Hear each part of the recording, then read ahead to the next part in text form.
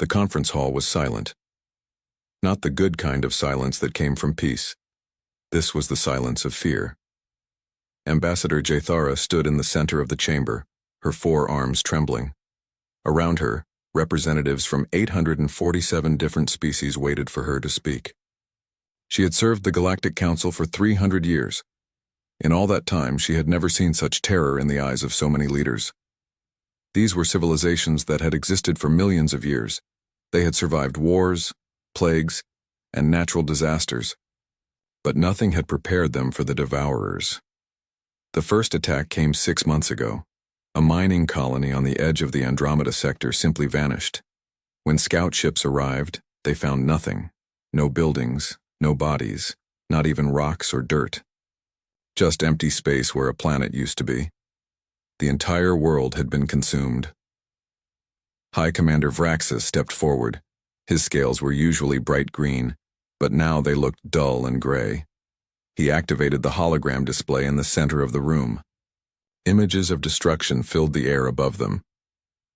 "We have lost 42 worlds," Vraxis said. His voice was rough with exhaustion. "That is 42 planets completely destroyed. Gone. We estimate 12 billion lives lost." A gasp went through the chamber. 12 billion. The number was too large to understand. Jathara felt her chest tighten. "What are these Devourers?" someone asked from the back of the room. Vraxis touched the controls. The hologram changed to show a creature. It was massive and dark, with thousands of writhing tentacles. But it was not just one creature. The image zoomed out to show millions of them, all connected by glowing threads of energy. "They are a hive mind," Vraxis explained. "They think as one, they move as one, and they have only one purpose: to consume. They eat everything. Rock, metal, organic matter, even the atmosphere. They leave nothing behind." "Can we fight them?" Another voice called out. Vraxis looked down. That was answer enough. But he spoke anyway. "We sent our combined fleet, 5,000 warships from 30 different species, the best weapons in the galaxy. We engaged them near the Theta Nebula." He paused. Jathara could see pain in his eyes. "Only 3 ships came back," Vraxis continued. 3 ships out of 5,000. The Devourers destroyed the rest in less than 4 hours. Our weapons barely scratched them. And every ship they destroyed, they consumed. They are growing stronger with every battle." The room erupted in panicked voices. Some species began shouting in their native languages. Others simply stared in shock. The Galactic Council had maintained peace for 50,000 years. They had treaties and laws and diplomatic solutions for everything. But this enemy did not care about peace. This enemy could not be reasoned with. Jathara raised one of her arms. Slowly the chamber grew quiet again. "There must be something we can do," she said. "Some weapon we have not tried. Some ally we have not called." Vraxis shook his head. "We have tried everything. We have used every weapon known to galactic civilization. We have called upon every military alliance. There is no one left to ask for help." "What about the quarantine zones?" someone suggested. "There are primitive civilizations in some of those sectors. Perhaps one of them could help." Several council members laughed bitterly at that suggestion. Primitive civilizations? What could they possibly do against a threat that had defeated the greatest military forces in the galaxy? But Jathara did not laugh. She was thinking. The Milky Way galaxy had been marked as a quarantine zone 500,000 years ago. The council had decided the species there were too young, too violent, too dangerous to contact. They were to be left alone until they matured. But desperate times called for desperate measures. "The Milky Way," she said suddenly. "There is a species there. They call themselves humans. Our deep space probes have detected quantum signatures from their world. They are using advanced technology. They are spacefaring." Vraxis turned to look at her. "The humans? They are listed as primitive, aggressive, dangerous." The council voted to avoid contact with them. "Yes," Jathara said. "But that vote was made a very long time ago. They may have changed. They may have grown. And right now, they are the only ones we have not asked." The chamber fell silent again. Every eye turned to look at Jathara. What she was suggesting was against all council protocol. The quarantine zones existed for good reasons. But what choice did they have? If we do nothing, Jathara continued, we will all die. The Devourers are moving toward the core galaxies. In 3 months they will reach the heart of council space.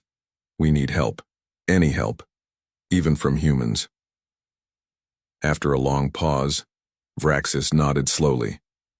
Very well. We will send a message. But I do not think it will help. If we cannot stop the Devourers, with all our technology and millions of years of knowledge, what can a primitive species possibly do?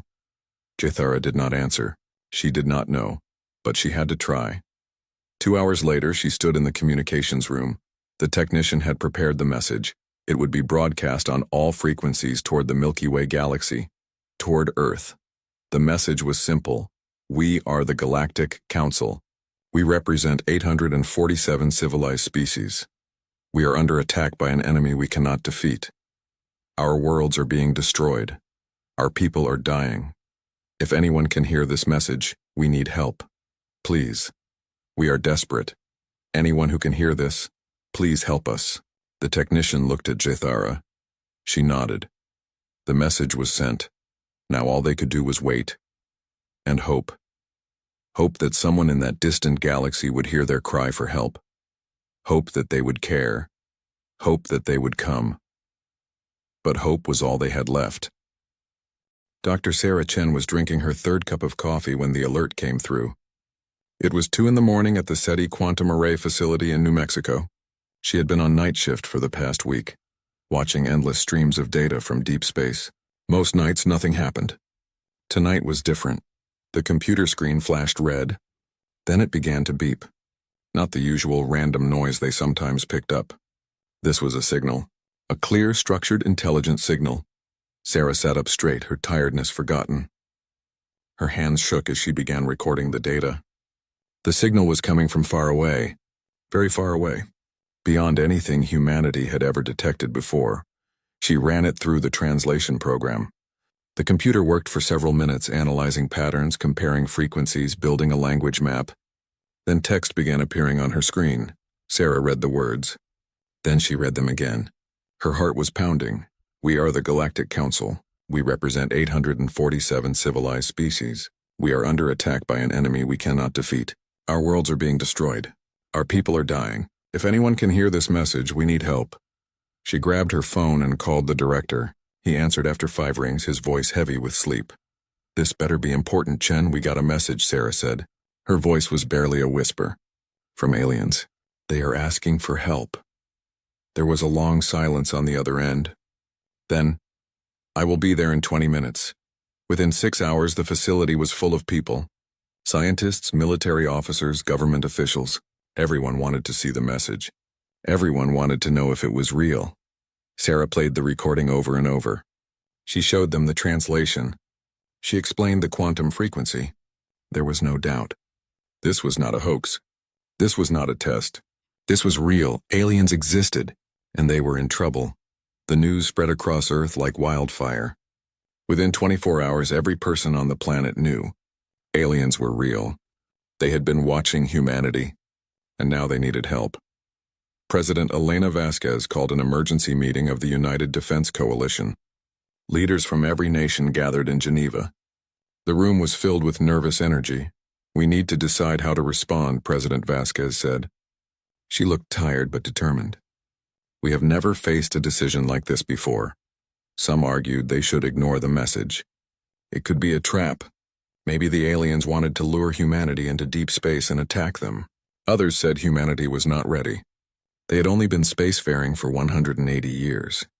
What could they do against an enemy that had defeated 847 alien species? But Admiral Marcus Wolf disagreed.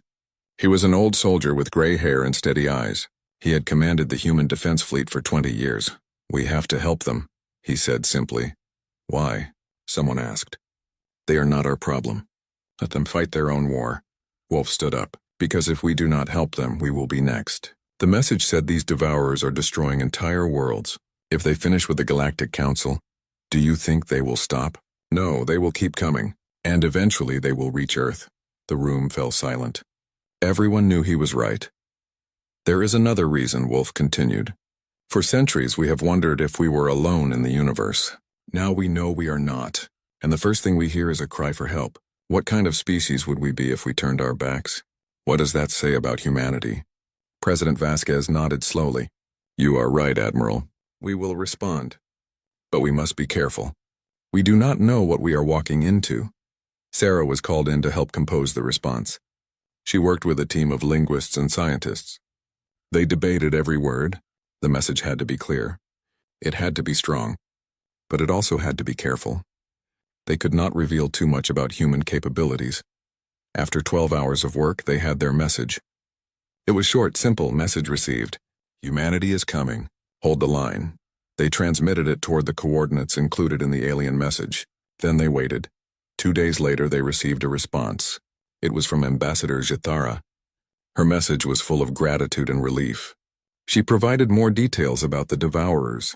She sent tactical data. She gave them coordinates for a meeting point called the Bastion System. She also expressed surprise. She had not expected such a quick response. She had not expected humanity to agree to help at all. The Council records showed humans as primitive and dangerous. Sarah smiled when she read that part. Primitive. That word would come back to haunt them. Because what the Galactic Council did not know was that humanity had been preparing for war among the stars for nearly 2 centuries. When they first achieved faster-than-light travel, they encountered automated warning buoys at the edge of their solar system. The buoys made it clear, stay in your sector, do not explore, do not expand. Most species would have obeyed. But humans were not like most species. The warning made them suspicious, made them cautious, made them prepare, so humanity built warships, not exploration vessels, not colony ships, warships. They developed weapons that even they found frightening. They created military doctrines based on one simple principle. If we ever meet hostile aliens, we must be able to win. Now that preparation would be tested, Admiral Wolf stood on the bridge of the UDS Vengeance, the flagship of the human expeditionary force. Around him, 500 warships prepared for departure. They were sleek and dark, built for speed and destruction. Each one carried enough firepower to level a continent. Captain Yuki Tanaka approached him. She was young but brilliant, in charge of the Experimental Weapons Division. All ships are ready, Admiral. We can leave when you give the order. Wolf looked at the star map. The Bastion system was far away, but their FTL drives were fast, much faster than anything the Galactic Council used. They would arrive in 3 weeks. He thought about the message, about desperate aliens begging for help, about an enemy that consumed entire worlds, about humanity taking its first real step onto the galactic stage. Give the order, he said. We are going to war. The fleet jumped into FTL space, 500 human warships disappearing in flashes of blue light. They were going to answer the call. They were going to help. But the Galactic Council had no idea what was really coming. Humanity was not coming to save them. Humanity was coming to teach the galaxy a very important lesson. When humans went to war, they did not fight to win. They fought to make absolutely certain the enemy could never threaten anyone ever again. Ambassador Jethara stood at the observation deck of the Bastion station. Through the massive windows she could see the remains of the Council fleet. 12,000 ships, that was all that remained from an alliance that once commanded millions of vessels. The ships looked tired. Many had scorch marks from battles with the Devourers. Some were held together with emergency repairs. Every single one had lost crew members. The mood throughout the fleet was dark. High Commander Vraxis joined her at the window. His scales had not regained their color. He looked like he had aged 100 years in the past few months. The humans will arrive today, he said quietly. Jethara nodded. She felt both hope and worry. Hope that the humans could help. Worry that she had made a terrible mistake. How many ships are they bringing? Vraxis asked. They said 500. Vraxis let out a bitter laugh. 500 ships, against an enemy that destroyed 5,000 of ours. What can 500 possibly do? Jethara did not answer. She had been wondering the same thing. An alarm sounded. A technician called out from his station. Jump signatures detected. Multiple contacts emerging from FTL. Everyone rushed to the windows. Space began to shimmer. Then the human fleet arrived. Jethara gasped. She had never seen ships like these before. Council ships were elegant. They were built for exploration and diplomacy, only armed when necessary. Even their warships had curved lines and bright colors. Human ships were different. They were angular and dark. They looked like weapons themselves. There was no decoration, no unnecessary features. Every line, every surface seemed designed for one purpose: war. 500 of them appeared in perfect formation.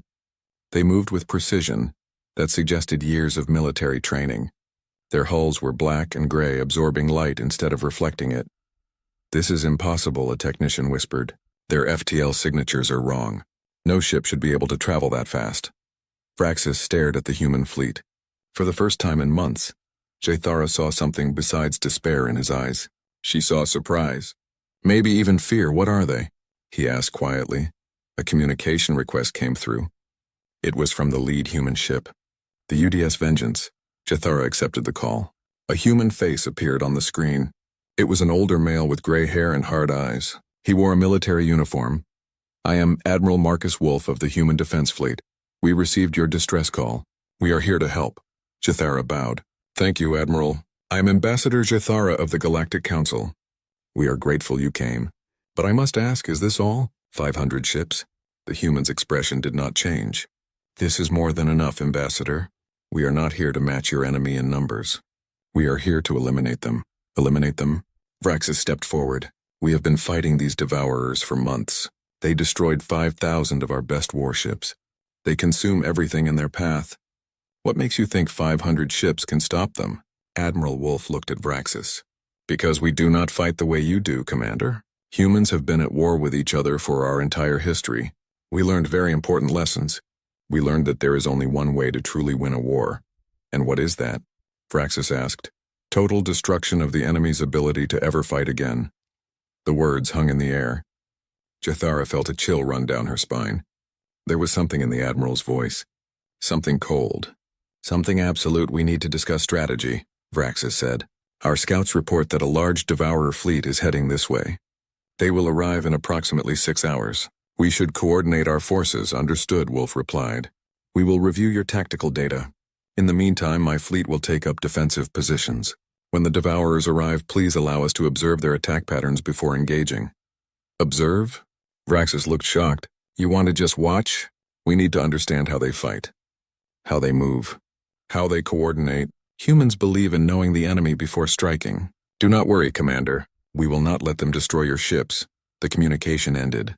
Jethara and Vraxis looked at each other. "I do not like this," Vraxis said. "They are too confident, too calm. What if they cannot deliver on their promises?" "Then we all die," Jethara replied simply. "But did you see their ships? Did you hear how he talked? These humans are different from us. They do not think like us. That is what worries me." 6 hours passed. The Devourer fleet emerged from the void. Sensors counted 100,000 bioships. They looked like massive insects crossed with deep-sea creatures. Each one was covered in writhing tentacles and glowing with sickly green light. The Council fleet moved into battle formation. 12,000 ships against 100,000. The math was not in their favor. The human fleet did not move. They stayed back, watching, scanning, learning. The Devourers attacked. The Council ships fired first. Energy beams and missiles streaked through space. Some hit their targets, burning holes in Devourer bioships. But the damage healed almost instantly. The ships regrew their wounds. The Devourers fired back. Their weapons were biological in nature, launching acid clouds and parasitic creatures. Council ships began to fall. Jethara watched in horror as 3 cruisers were consumed in minutes.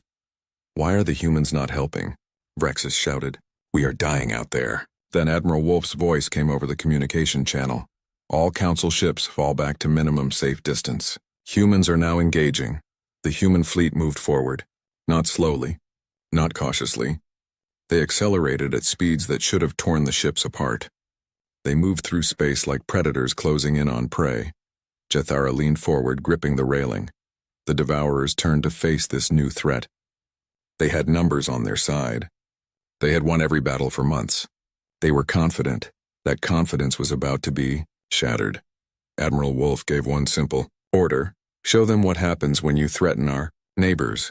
The human ships opened fire in the galaxy, learned what true war looked like. The first volley from the human fleet was like nothing the galaxy had ever seen. Streaks of light crossed the void at incredible speed. These were not energy beams. These were physical projectiles moving at 99% the speed of light. Kinetic kill vehicles, simple chunks of dense metal accelerated to impossible velocities. When they hit the Devourer bioships, the results were catastrophic. The impact released more energy than a nuclear explosion.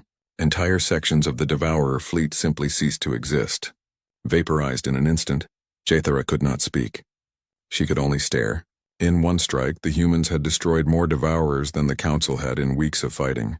But the humans were not finished. The second wave of weapons was different. These were missiles, but not like any the Council used. As they approached the Devourer fleet, they exploded into clouds of smaller projectiles. Thousands of them. They spread out like a metal rain. Each projectile found a target. They punched through bioship hulls and detonated inside. The Devourers tried to regenerate, but something was wrong. Their healing abilities were not working. "What are those weapons?" Vraxis demanded. A human officer responded over the communication channel. "Quantum disruption bombs. They prevent molecular reconstruction at the subatomic level.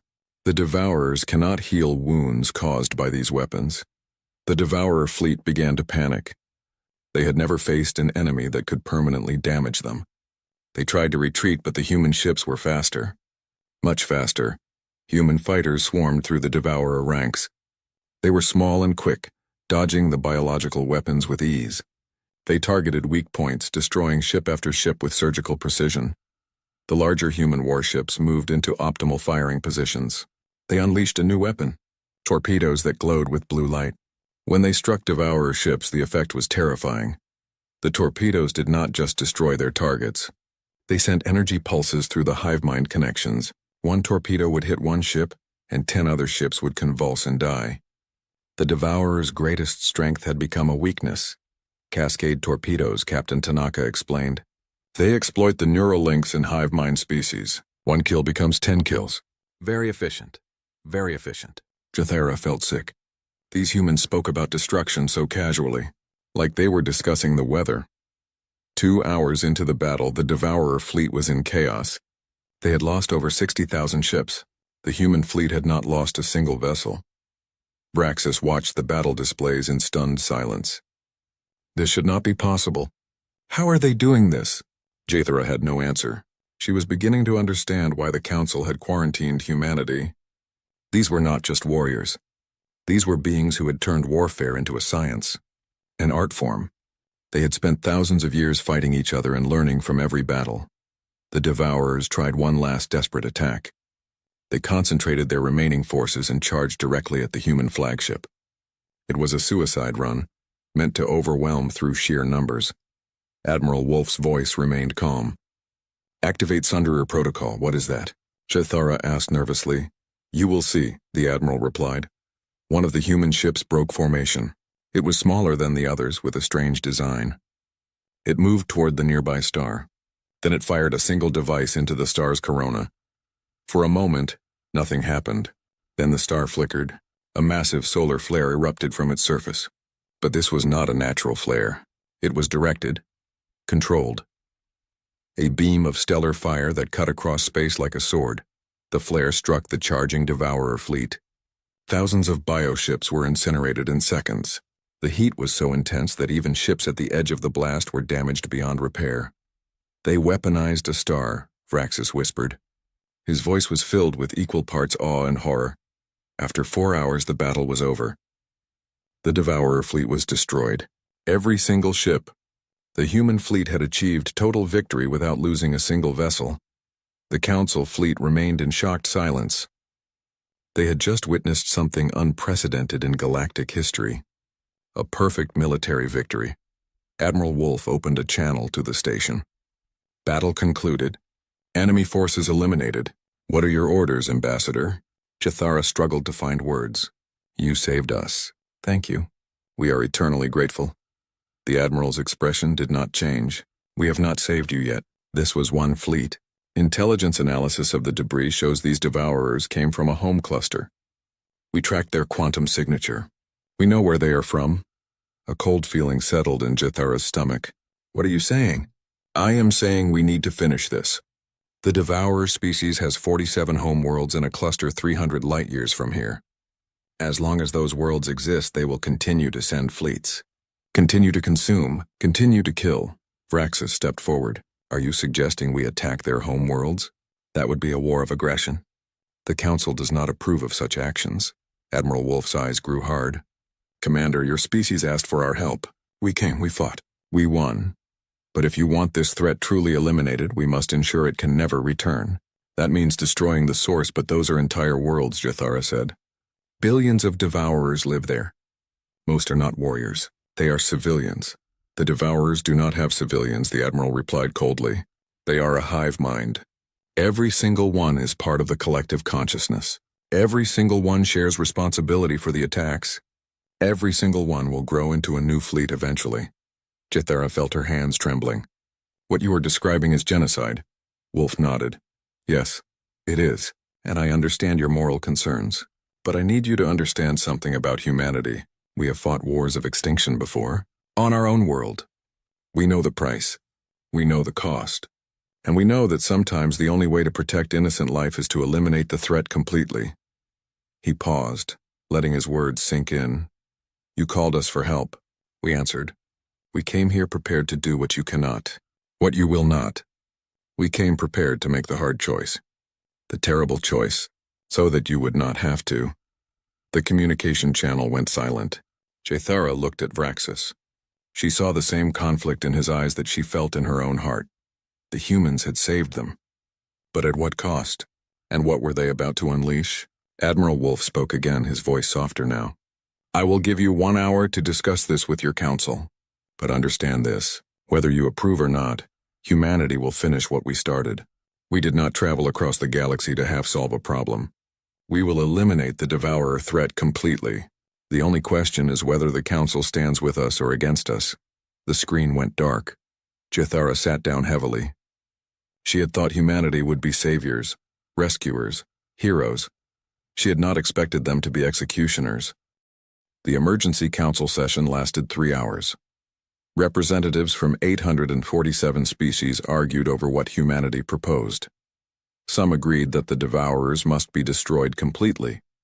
Others insisted that genocide could never be justified, no matter the circumstances. Dr. Sarah Chen sat in the human observation room, listening to the translation. She had joined the fleet as a diplomatic advisor. Now she wondered if that had been a mistake. Admiral Wolf stood beside her, his face unreadable. We should not do this, Sarah said quietly. There has to be another way. What other way? Wolf asked. Containment? Negotiation? The Devourers have consumed 42 worlds. They do not talk. They do not surrender. They only consume. What would you have us do? I do not know. But this feels wrong. We came here to help people, not to commit mass murder. Wolf turned to look at her. His eyes were tired but determined. Dr. Chen, I have been a soldier for 40 years. I have seen war. Real war. I know what it does to people. I know the cost. But I also know what happens when you show mercy to an enemy that does not understand mercy. He gestured toward the star map showing Devourer territory. If we leave them alive, they will rebuild. They will send more fleets. More worlds will die. Maybe not today. Maybe not next year, but eventually. And when they do, it will be our fault. Because we had the chance to stop them and chose not to. Sarah had no answer to that. She knew he was right in a terrible, logical way. But it still felt wrong. The council vote came in. By a narrow margin, they authorized humanity to proceed. Many species voted against it. Others abstained. But enough agreed that the threat had to be eliminated. Jathara delivered the decision personally. She looked like she had aged decades. May the ancestors forgive us for what we are about to allow. Wolf nodded. I understand the weight of this decision, Ambassador. Know that humanity takes no pleasure in what we are about to do. But it must be done. The human fleet departed for Devourer space. The Council fleet did not follow. They chose to remain at the Bastion system. They wanted no part in what came next. Sarah stood on the bridge of the Vengeance as they approached the Devourer home cluster. Through the windows, she could see 47 planets orbiting multiple stars. Sensors showed massive populations, billions of Devourers. These worlds had no defensive fleets. All their military forces had been sent to attack Council space. The planets were vulnerable. Admiral Wolf stood at the command console. He looked at the planets for a long moment. Then he gave the order, "Execute Obliteration Protocol." Sarah closed her eyes. She could not watch. The human ships moved into position around the cluster. They deployed devices into the corona of each star, special weapons designed for one purpose: stellar manipulation. Captain Tanaka managed the operation with clinical precision. Devices synchronized. Countdown initiated. All systems nominal. Wolf stood silently, waiting. The countdown reached 0. The stars exploded, not naturally. These were forced detonations. The devices had destabilized the stellar cores, triggering premature supernovas. Multiple stars detonating at once. The blast waves expanded outward at the speed of light. They struck the Devourer planets with unimaginable force. Entire worlds were vaporized in seconds. Atmospheres stripped away. Oceans boiled. Continents melted. 47 planets. Billions of lives. Gone. The human fleet watched from a safe distance. No one spoke. Even the experienced officers looked shaken. They had known this would happen, but seeing it was different. Sarah opened her eyes. The view screen showed expanding clouds of stellar debris where planets had once orbited. She felt tears on her face. "What have we done?" she whispered. Wolf did not answer immediately. When he finally spoke, his voice was quiet. "We did what was necessary. We eliminated a threat that would have destroyed countless other worlds. We saved billions of lives by taking billions of lives. Does that make it right?" "No," Wolf replied. "It just makes it necessary. There is a difference." News of what happened spread through the galaxy within days. The Galactic Council held emergency sessions. Species that had voted for the action now questioned their choice. Species that had voted against it condemned humanity as monsters. The galaxy was divided. Some praised humanity as saviors who did what no one else could. Others feared humanity as potential conquerors who had shown they were willing to commit genocide. Jathara found herself in an impossible position. She had called humanity for help. She had voted to allow them to proceed. Now she had to live with the consequences. She met with Admiral Wolf one last time before the human fleet returned to Earth. "Do you regret what you did?" she asked. Wolf thought carefully before answering. "I regret that it was necessary. I regret that we live in a universe where such actions are required. But I do not regret protecting innocent lives from a threat that would have killed them all. The galaxy is afraid of us now." "Yes," Wolf agreed. "And perhaps that is not entirely bad. Sometimes fear prevents conflict. Sometimes the threat of overwhelming force keeps the peace better than treaties. Is that how humanity wants to be known? As the species everyone fears?" "No," Wolf said firmly. "We want to be known as the species that answered when you called for help. As the species that did what needed to be done, no matter how hard. As the species that values life enough to protect it at any cost." He paused. "But we also understand that sometimes protection requires terrible choices, and we are willing to make those choices so that others do not have to." Jathara nodded slowly. She still did not know if calling humanity had been right, but she knew that without them, the Council would have fallen. The Devourers would have consumed everything. Back on Earth, Sarah Chen resigned from the military. She could not continue serving after what she had witnessed. Instead, she founded a new organization, the Galactic Peace Corps, an initiative designed to show the galaxy the other side of humanity. The side that built and created instead of destroyed. Admiral Wolf retired. He had done his duty. He had protected humanity and its new allies. But the weight of those 47 worlds haunted him. He spent his remaining years working with veterans, helping others cope with the terrible things war required. The galaxy would never forget what happened. The obliteration of the devourer species became a defining moment in galactic history. The moment when humanity showed it was both the greatest hope and the deepest fear of the civilized galaxy. They had answered the cry for help. They had delivered obliteration, and now they would have to live with what that meant. 6 months after the obliteration, the galaxy was still trying to understand what had happened.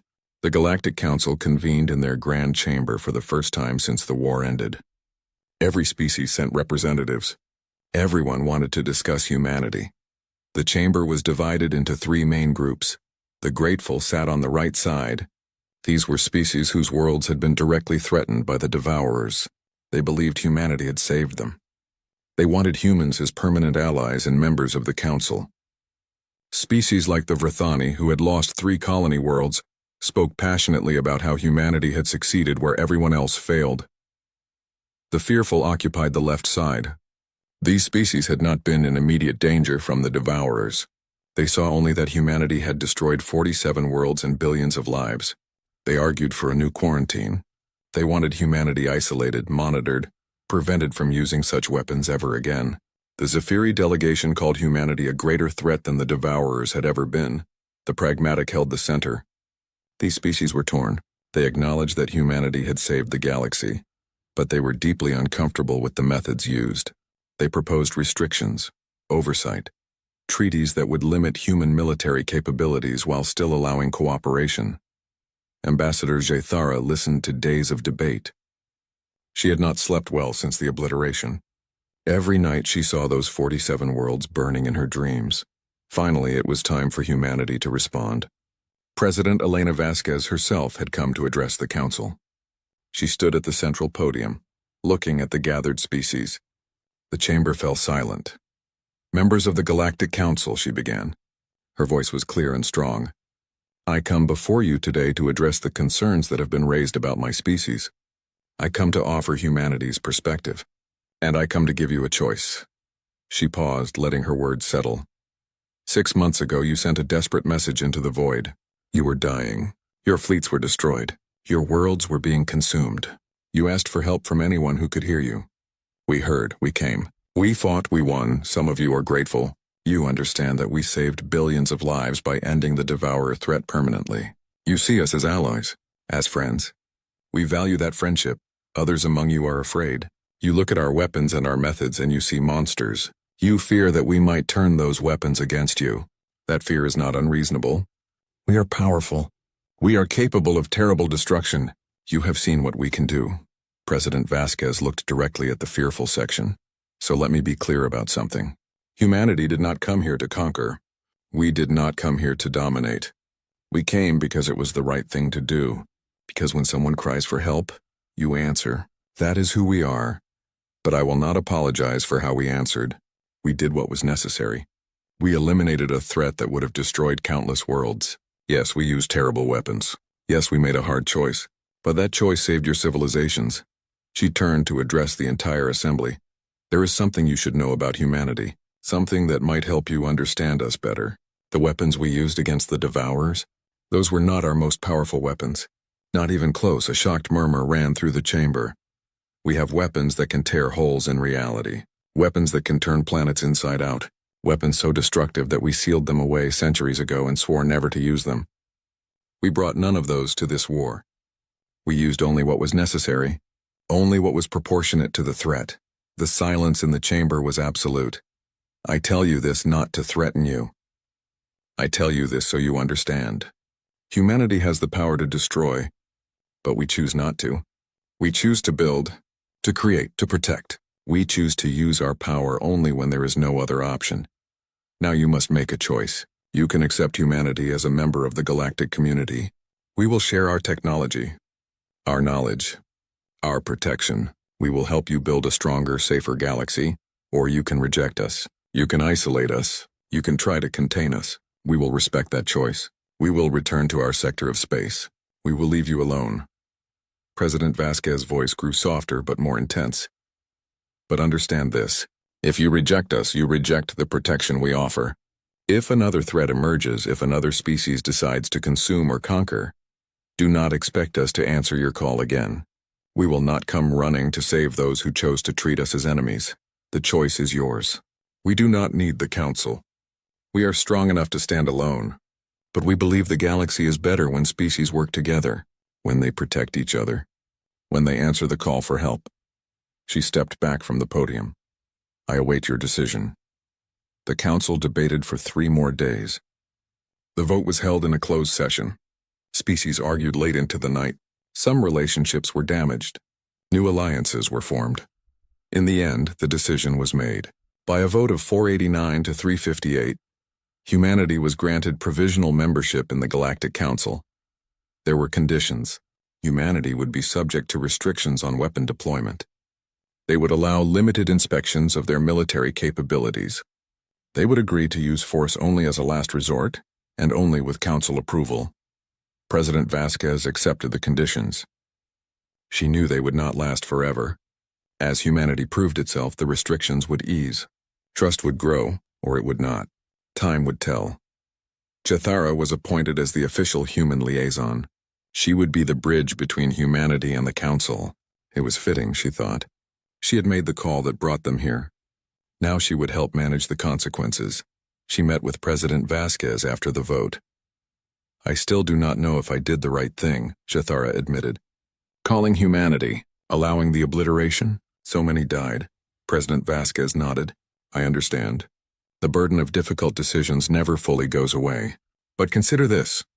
How many billions of lives were saved? How many worlds were protected? The devourers would have consumed everything. Now they are gone. The galaxy is safe. At what cost? At a terrible cost, Vasquez agreed. But that is the nature of survival. Sometimes there are no good choices. Only necessary ones. Meanwhile, Dr. Sarah Chen had established the Galactic Peace Corps.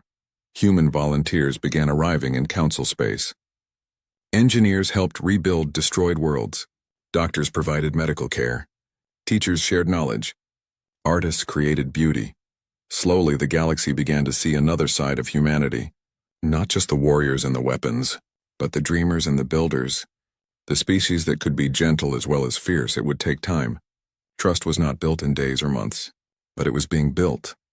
Admiral Wolf, now retired, watched these developments from Earth.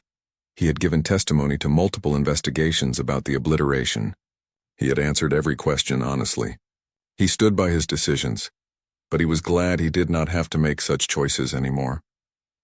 One evening he received a message from deep space. It was marked urgent. He opened it. The message was from an automated probe. One of thousands humanity had deployed throughout the galaxy after the war. This probe had detected something disturbing. In the void between galaxies, something was moving. Something massive. Something that had been dormant for millions of years. The probe's analysis suggested it had been awakened by the multiple supernova detonations. By the energy released during the obliteration, Wolf read the report carefully. Then he forwarded it to President Vasquez with a simple note. We may have a new problem.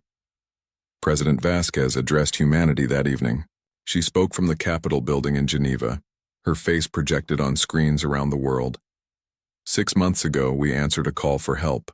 We traveled across the galaxy to fight an enemy that threatened all civilized life. We won, but victory came at a price. We had to make choices that will haunt us forever. We had to do things that changed how the galaxy sees us. Some species now call us heroes. Others call us monsters.